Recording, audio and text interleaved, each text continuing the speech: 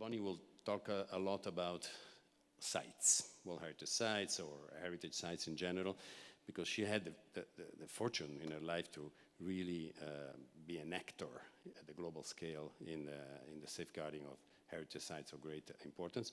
And she's also a very good thinker. She doesn't just look at things, she X-rays things. Bonnie, give us your X-rays. Well, with that kind of build-up, I hope I don't disappoint. But this is a very rich opportunity for me.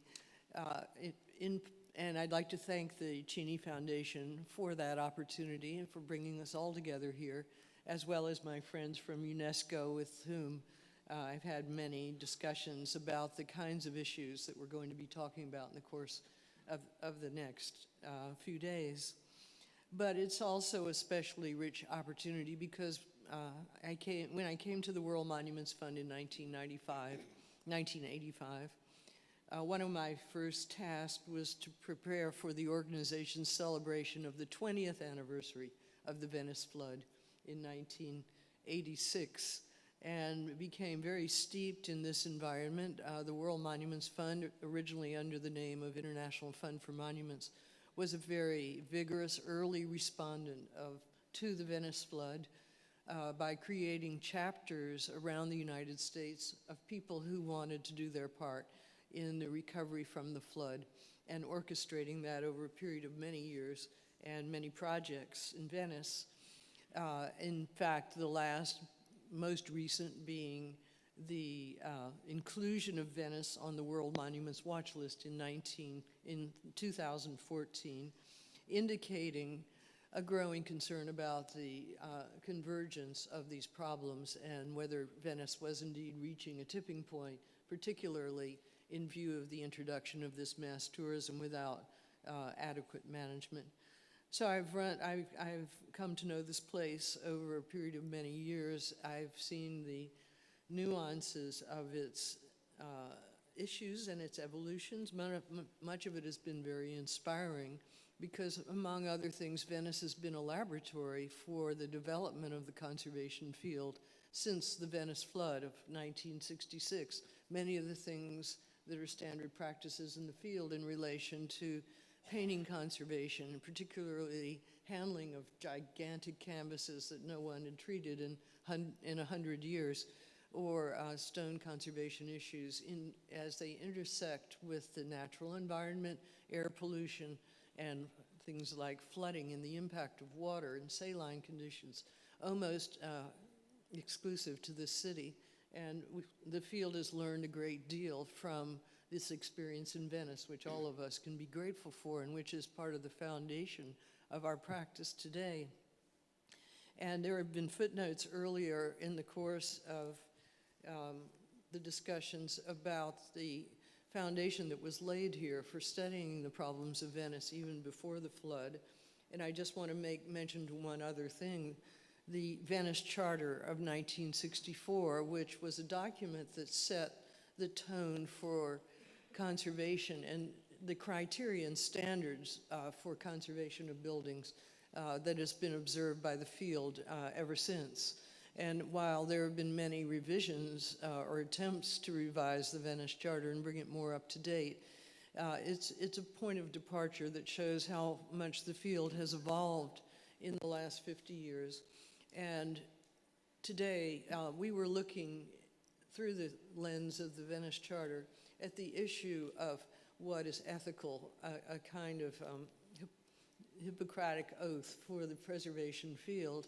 And today, the problems that we look at are much more nuanced because they have to do with the context and the kinds of points that Francesco was just making about looking at sites in relation to their presentation and their use and the impact that they have on community and the way in which they interact with community, not just on their state of conservation. So I've been able to see this field evolve and see the necessity for interacting with other disciplines, which has not always been our greatest opportunity. We all tend to travel down parallel paths, and for that reason, I think this is also, for me, a particularly rich experience.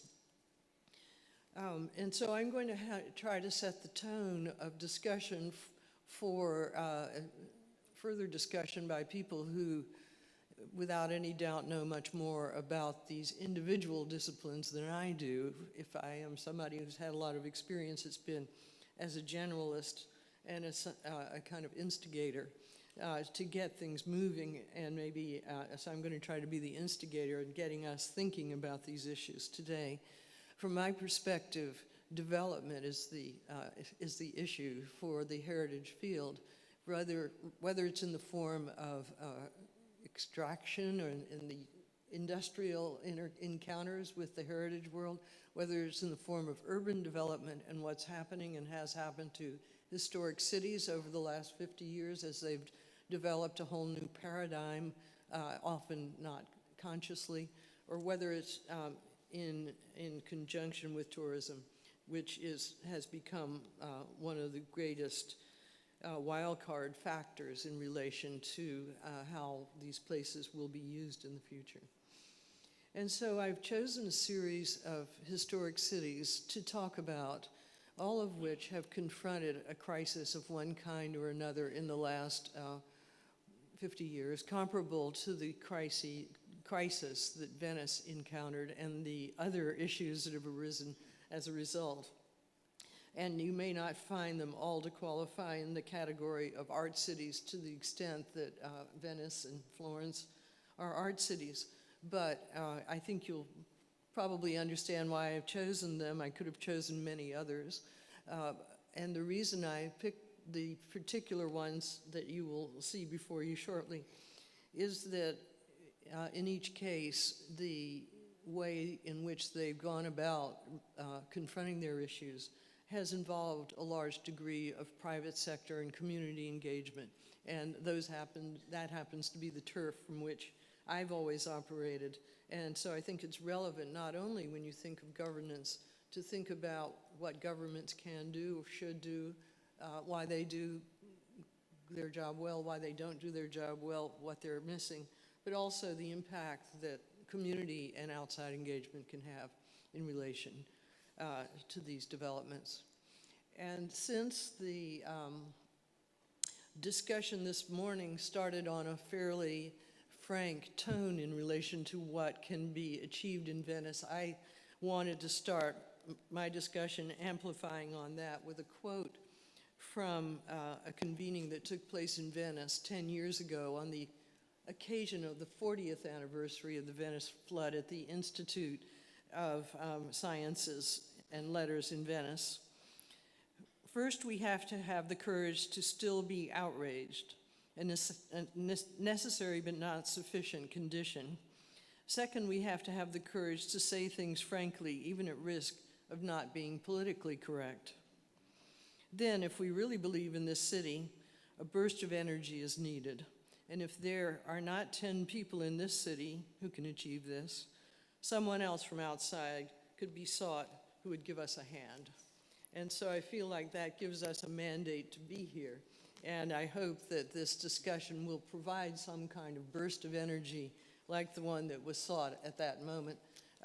I don't know how well you can read these captions from the back. I don't normally read from my presentations, but I may do so just so that I know that you can see. So the issues that I'm going to try to attack in this brief overview are 4 things that everyone here is quite familiar with as challenges for Venice: flooding, the impact of cruise tourism, the depopulation of the historic center, and particularly the relationships to the rise in property value and the disincentive that has for local people to continue to sustain the life of the historic center. And a governance model, the governance model of a number of places, and how this impacts what happens.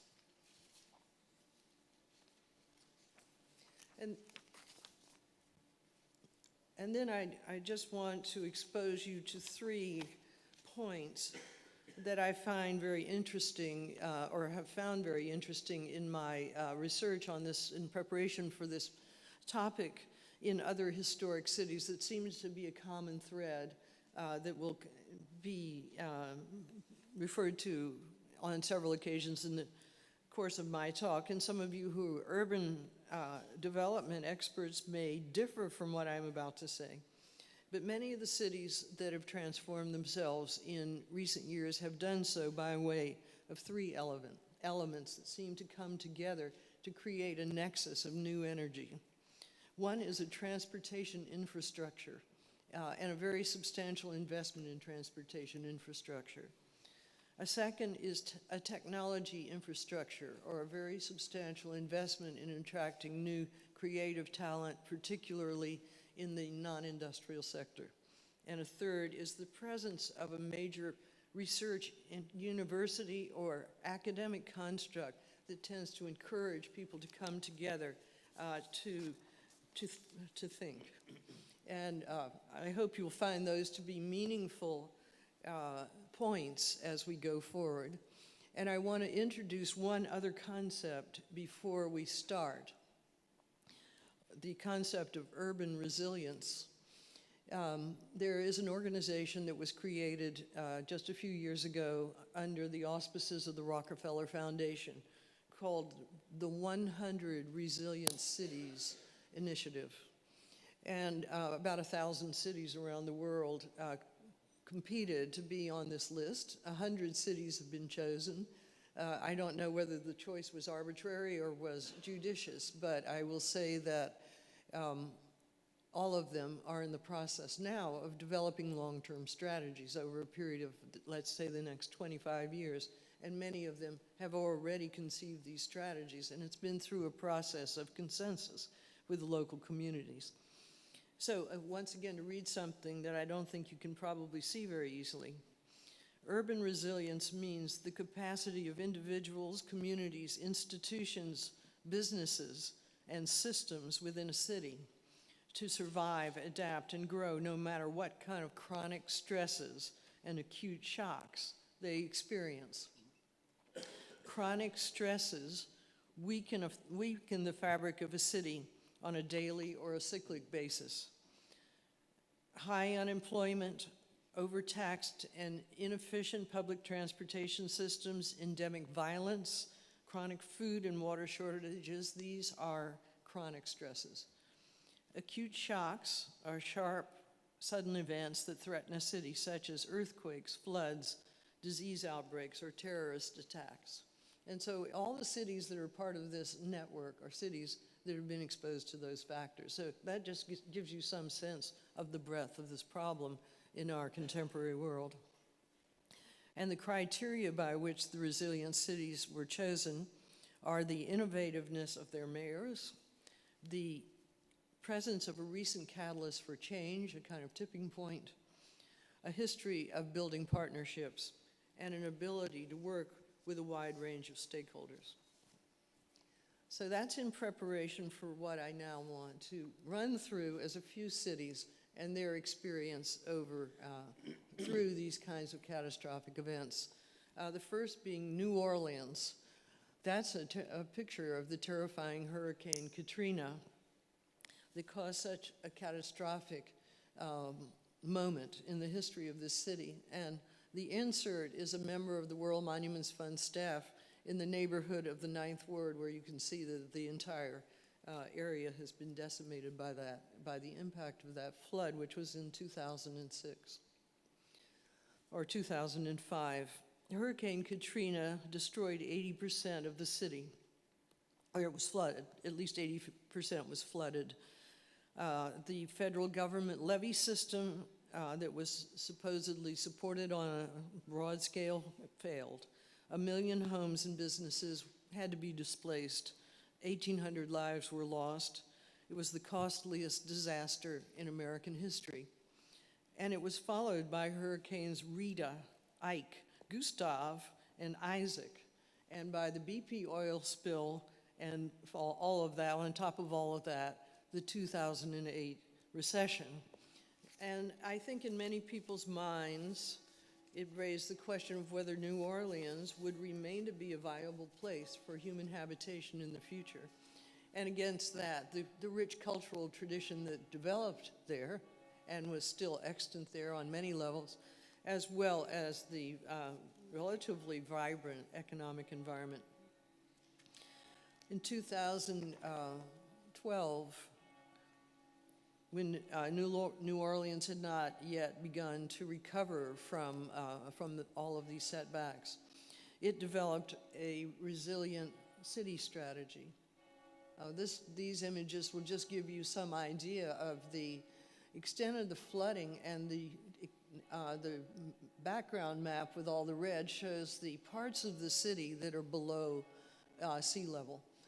So it gives you a sense of the huge necessity to defend this place if it is going to be a place of future habitation. The strategy is based primarily on coastal protection and restoration. They realized immediately that the claiming of land through suburbanization that has occurred over the last 50 years had put the future of life in New Orleans at risk. And so coastal restoration, the reestablishment of wetlands, as well as the reduced flood risk, is the primary goal of the resilience strategy.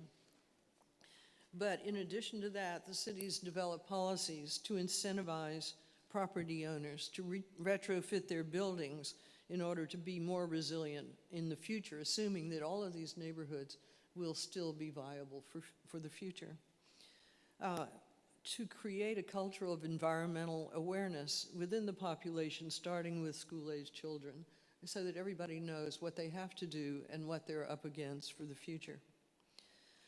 To combat the stresses of poverty, violence, and inequality that have been endemic in the city, and created an environment of equity, safety, and stability through conscious urban planning and improvements in neighborhoods that are most impacted. To redesign the urban transit system in order to connect people with their employment and the services they need. And to commit to mitigating the change of climate impact, that is the impact of climate change that everybody knows is coming. And therein to become an urban laboratory in relation to the problem of climate change. And I don't think it takes much imagination to see where these issues are very much common to those that are faced by Venice today. New Orleans, by the way, has rebounded and is a very vibrant community, one that's attracted many, many young people in the last few years who are attracted by the culture of the place. It's also, as Francesco has referred to, a capital for cruise boat tourism, and so many tourists are coming through there on a short-term basis, crowding out some of the parts of the city, but giving more opportunity in those lower echelons of the population for improving their lives. And today, the city has returned to about 90% of the population that it had before Hurricane Katrina, and expects a 39% population growth in the next 7 years based on this strategy, which I think is a fairly impressive statistic. So the next place we're going to look is to Charleston, South Carolina, a city that was also included by the World Monuments Fund on its World Monuments Watch List in 2012, I believe, just before Venice, because of the disproportionate size of the ships to the built environment and the disproportionate number of people that they disgorge into the city on a given day. On the occasion of Charleston's inclusion on the watch, World Monuments Fund convened a meeting there on the topic of cruise tourism and its impact on historic cities. And I have one little copy of our publication along with me. It's called Harboring Tourism on this topic. If people are interested in it, you can find it in electronic form on the World Monuments Fund website, or you could request a copy from World Monuments Fund headquarters. And a group of experts came together on that occasion to take a close look at the cruise industry. And here are some of the terrifying statistics that were come up with. It represents about $40 billion a year in revenue. 6.5 million travelers travel on tour boats in Europe alone. The ships have become increasingly large, and the tour industry has found, cruise ship industry has found that its biggest revenue is in keeping the people on the ships underneath their tutelage and keeping them to the greatest degree possible on the ships, and when they're not on the ships, under their own supervision on land. And so the average on-ship expenditure over and above what people pay to take the cruise is about $1,700. Cruise ship tourism provides about 300,000 jobs in Europe. And so when your political leaders look at those numbers, they're going to see that this is a very robust industry and one that it's worth having to compete to have in your community. And then on the other side of the equation, an average cruise ship generates 255,000 gallons of non-sewage wastewater, 30,000 gallons of sewage, tons of ballast water bearing pathogens and invasive species, and air pollution at the level equivalent to thousands of automobiles, and 3 times the size of pollution caused by air travel. And another factor that was continuously referred to in this symposium is that cruise tourism drives other forms of port industry away. So when you have the cruise ships, it tends to be at the expense of things like ships that move produce or containers or other shipping that supports other forms of industry. Those are just the facts of the industry. In Charleston, we found that about $37 million a year was generated by tourism, but that represented only about 2% of the total tourism revenues in Charleston. And adjusted to reflect the displaced activities, like other port activities, it represents about 1%. The average land visitor in Charleston spends about $700, which is 10 times what the average cruise visitor spends. And in Costa Rica, where another of our interveners spoke, land visitors spend 23 times more than cruise visitors, or about $1,200 rather than $50. And in addition, everyone was of the consensus that not only does cruise tourism drive out other port industries, cruise tourism drives out high revenue tourism. And so there are no demographics to suggest that there's any overlap between the people who visit on tour boats and people who might return to the city for a deeper experience. The benefits of ship traffic as offset by social and environmental costs were studied in Charleston, and the result was that the net benefits associated with ship calls are close to zero. And so there was a decision made by the city to limit the ships, not to eliminate the cruise boat traffic, which the political consensus in Charleston would not support, but to limit the number of ships to 104 per year. That's, by comparison, in Venice, you have about 1,000 crossings per year.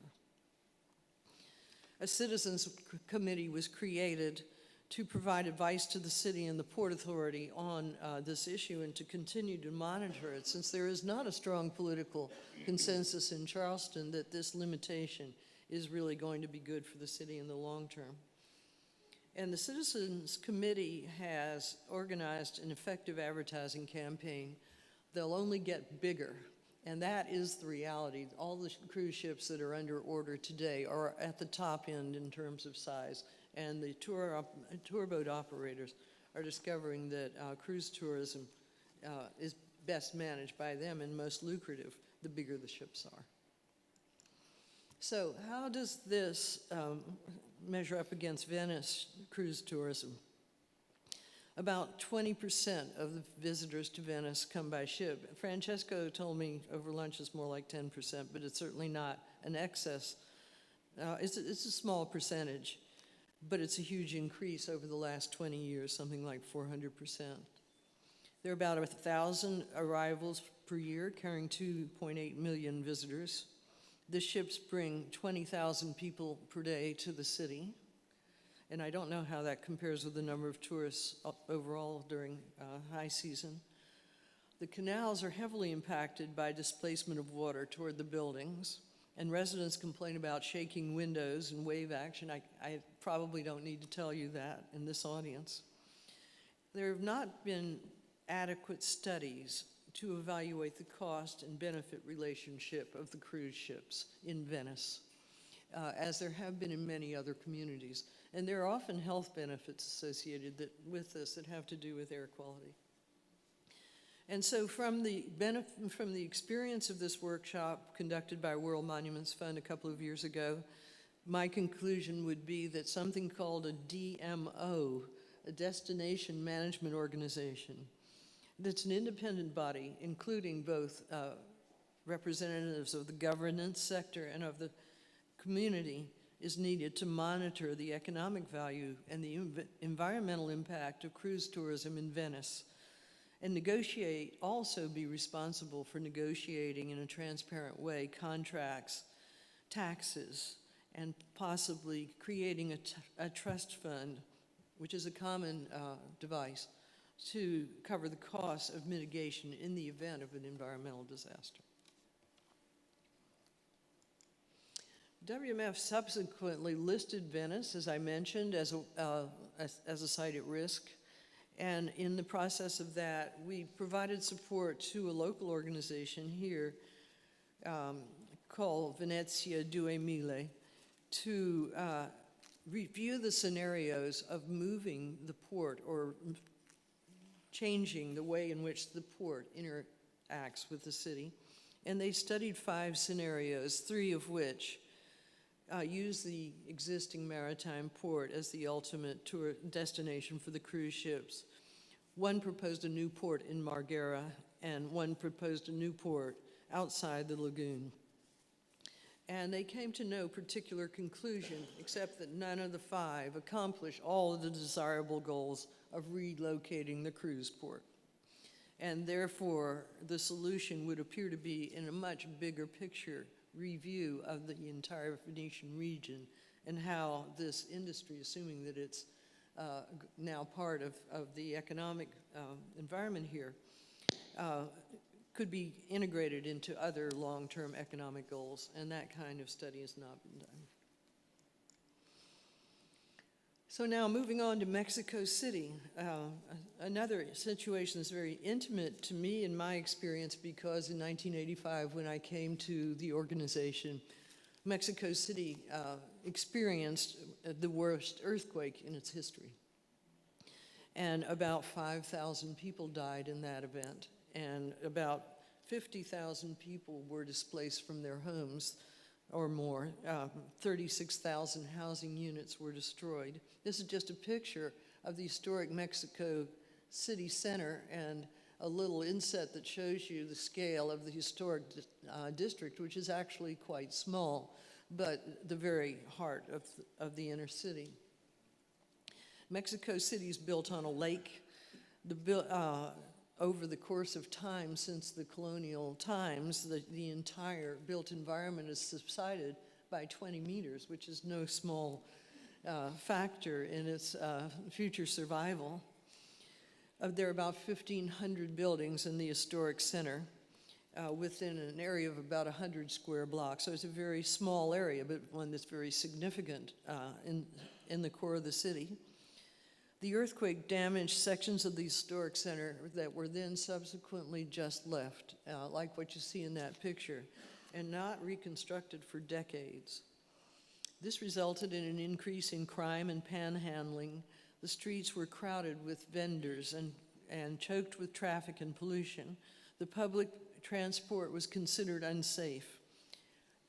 And in this environment, there was a growing megacity growing outwards from Mexico City, so that the entire population of Mexico was over 20 million people, with the historic center depopulated to the point that it had only a few 10,000s of people left. So a catastrophic situation comparable, if not far beyond, what's been experienced here in Venice. In the year 2000, an organization was created called the Fundación Centro Historico. It was founded by the billionaire philanthropist Carlos Slim, who, as a denizen of Mexico City Historic Center, having grown up there, being the son of someone who invested in the city's real estate and well-being, decided to do the same. And he made a $100 million investment, approaching the city and purchasing a lot of property that was available on the market, very low prices, and forming a partnership with both the city and the national government to take over the management of other buildings. So they ended up with about 100 buildings, either by purchase or leasehold, including some public properties. He happened, by coincidence, to be the owner of a company called Telefonica, the monopoly of the telephone company in Mexico. He moved the headquarters of Telefonica and all of their exchanges to the historic center, basically forcing many of his employees to relocate, and then offering them places to live in the buildings that he now owned. So this was a rather clever transaction on the part of Mr. Slim. He's known for that kind of thing.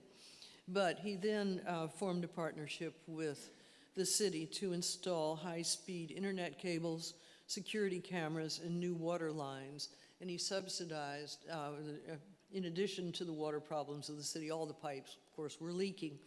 And he subsidized providing the urban police with walkie-talkies so that they could actually monitor crime in the inner city. And crime in the inner city went down dramatically. He then worked with the city to eliminate street vendors and close a lot of streets to vehicles, so that the core of the historic center is now a pedestrian area. He transformed, in effect, together with the government of Mexico City at the time, which was a very sympathetic government, this place into a viable living center when the country was suffering in terms of its reputation, in moving in the opposite direction, where almost no place was considered viable because of crime. And through his housing program, he continues to support affordable housing. The plan had been to sell everything within 10 years and return the money to the Fundación Centro Historico for future use.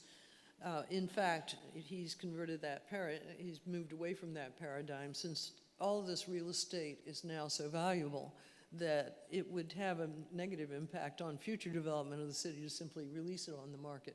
And so he continues to hold on to it and subsidize the housing in the central city, which is still a critical element in the ongoing recovery of this area.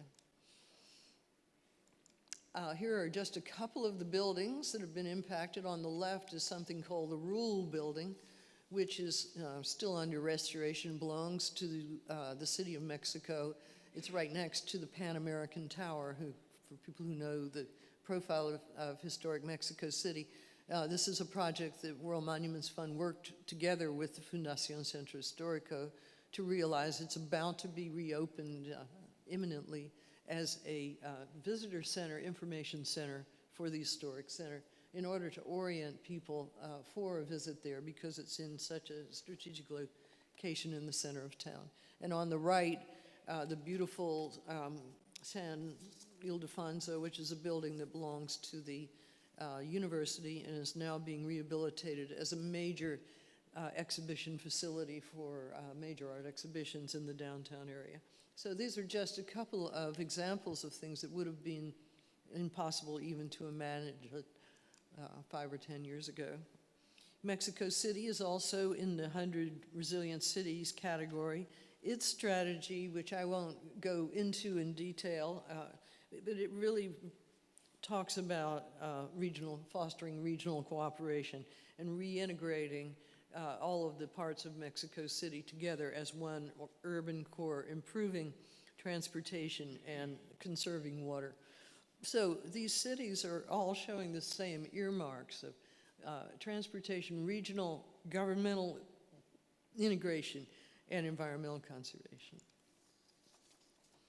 So now I'm moving rapidly to a couple of other examples that I find particularly inspiring, just to close this discussion. Amsterdam, a city that is also impacted by its situation being below water level, that's struggling today with the issues of excess tourism.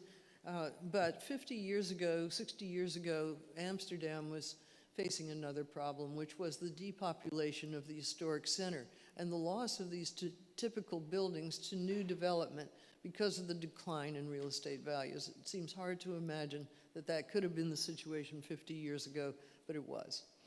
And what happened to change it was that, and some people here are Dutch, and you may disagree with my interpretation of this, or there may have been many, many other factors, but certainly one of the great banner events was the creation of something called the City Restoration Company by a group of worthies in the local community. They put together some money to buy one of these canal houses, and in order to prevent it from being demolished. And this is how local revolving funds often start out. And then they bought more.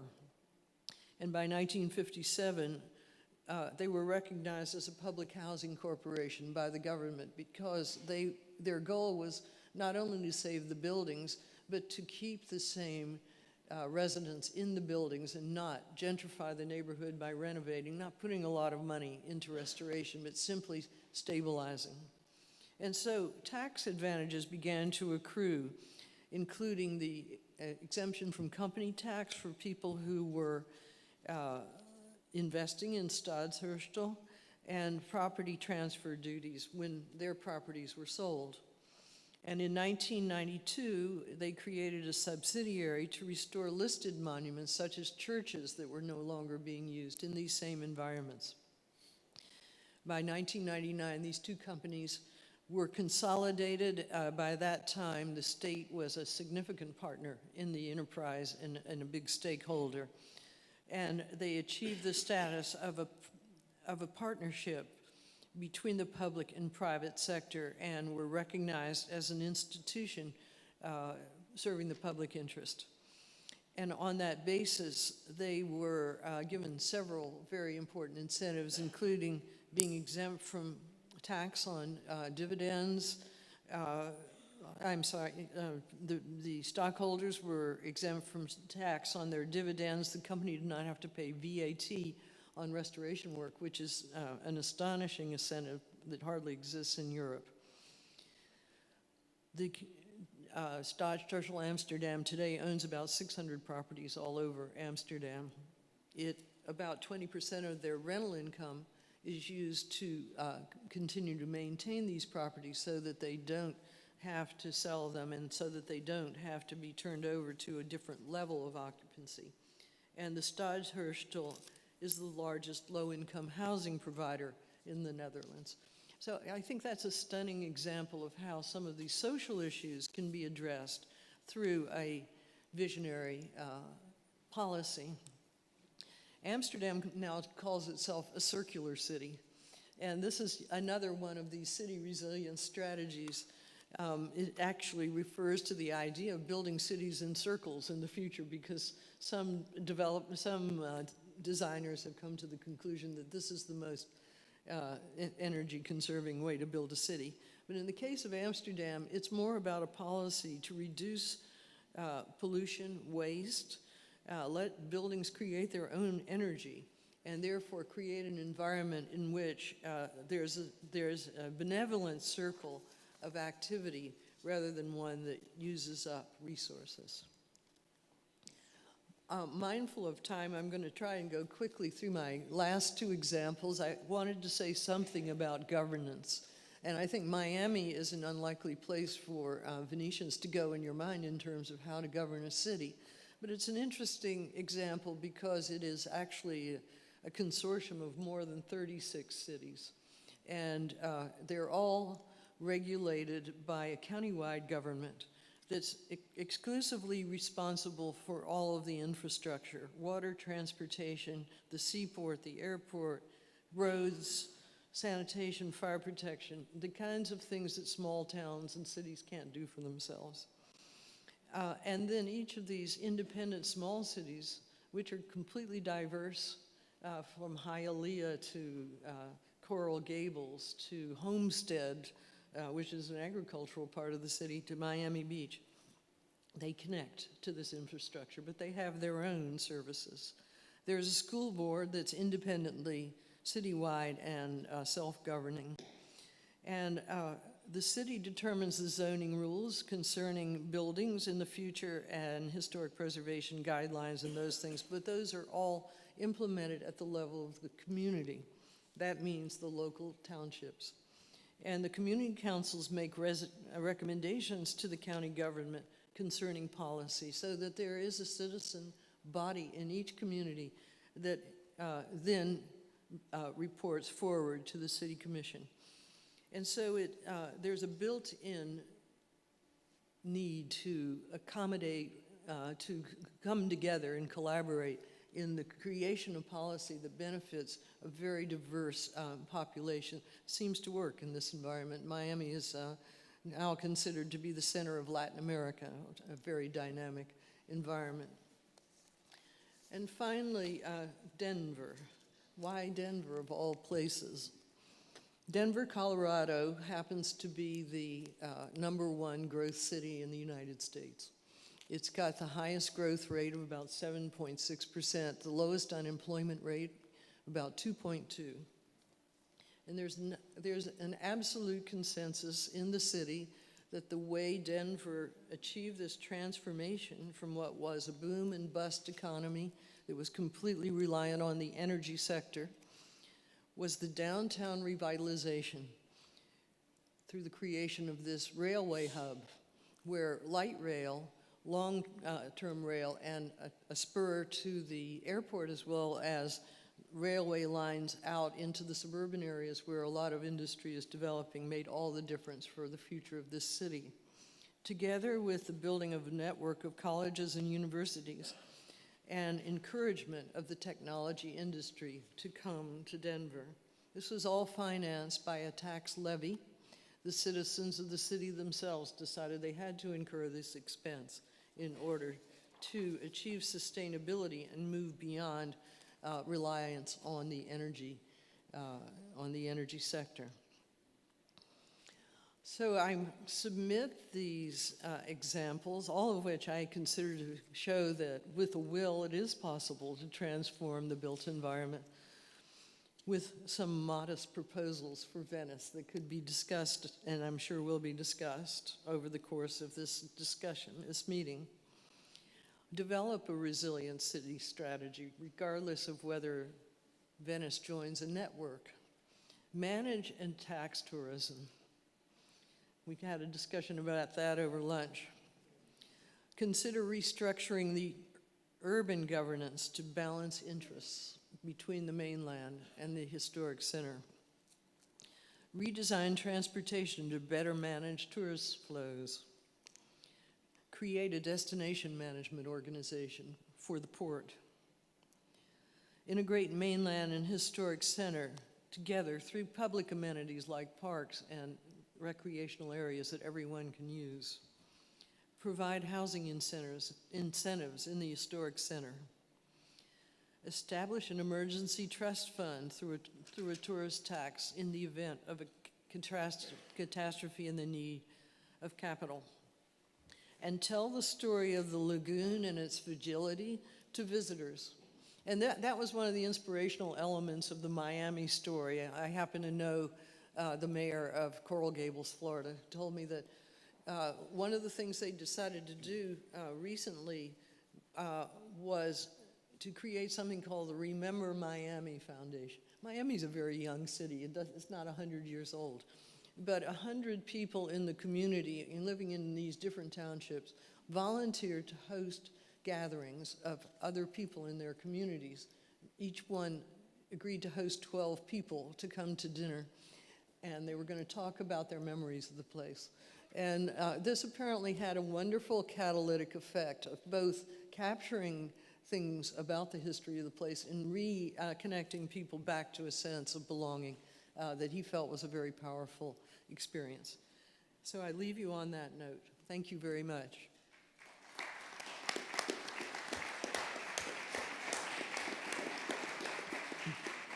Well, Bonnie, really thank you very much for this elaborate presentation. Also for bringing us a refreshing American, yes we can.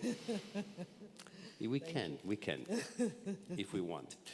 Now, I would like to now give the floor to Joan Busquets. I already introduced him, but let me also add that he's a very prominent